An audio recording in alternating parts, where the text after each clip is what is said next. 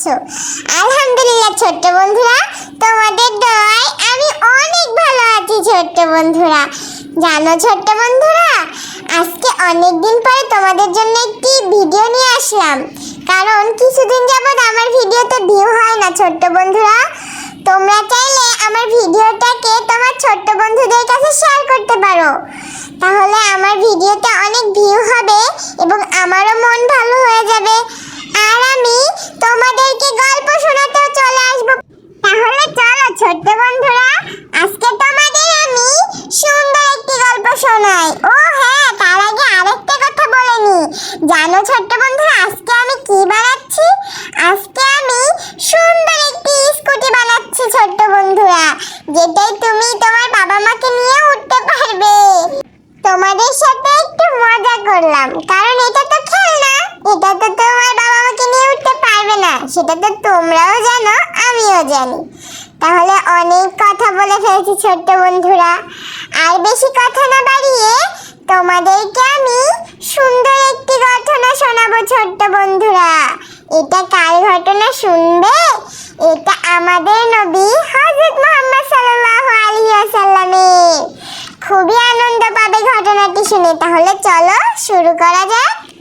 আজকের ঘটনাটি হলো, আমাদের নবী হযরত মুহাম্মদ সাল্লাল্লাহু আলাইহি ওয়াসাল্লাম যখন মক্কায় ছিলেন, যখন তিনি ইসলাম প্রচার করতেছিলেন, তখন সবাই তিনাকে অনেক ভয় পাইতেন এবং মনে করতেন তিনি এমন একজন লোক, সে ভীষণ ভয়ানক, সে তাদেরকে অন্য পথভ্রষ্ট করতে চাচ্ছে। এই জন্য সবাই তার থেকে দূরে দূরে থাকতেন।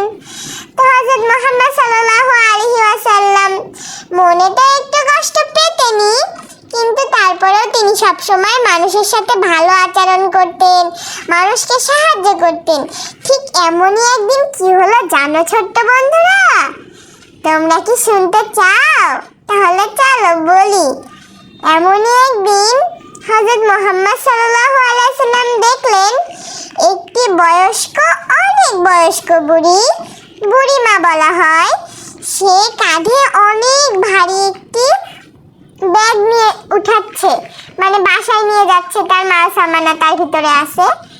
তো এরকম একটি বুড়ি মানুষ, সে খুবই কষ্টের সহিত ওই ব্যাগটা বহন করতেছে।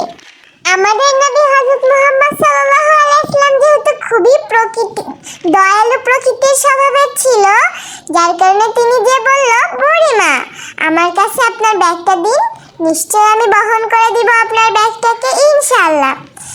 তো বুড়িমা সেই কথা শুনে ব্যাগটা হযরত মুহাম্মদ সাল্লাল্লাহু আলাইহি ওয়াসাল্লামের কাছে দিল।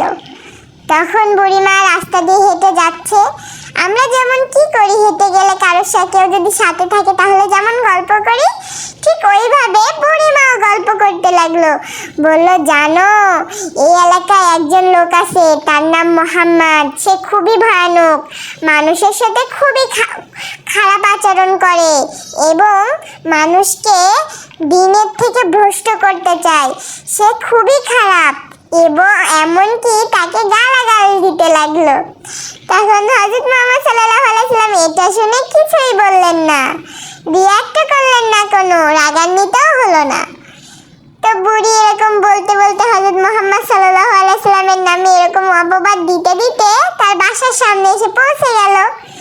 যখন হযরত মুহাম্মদ সাল্লাল্লাহু আলাইহি ওয়াসাল্লাম বুড়িমার সাথে ছিল, ওই গ্রামে সবাই দেখলো বুড়িমার সাথে সেই মোহাম্মদ, যাকে তারা পছন্দ করতো না।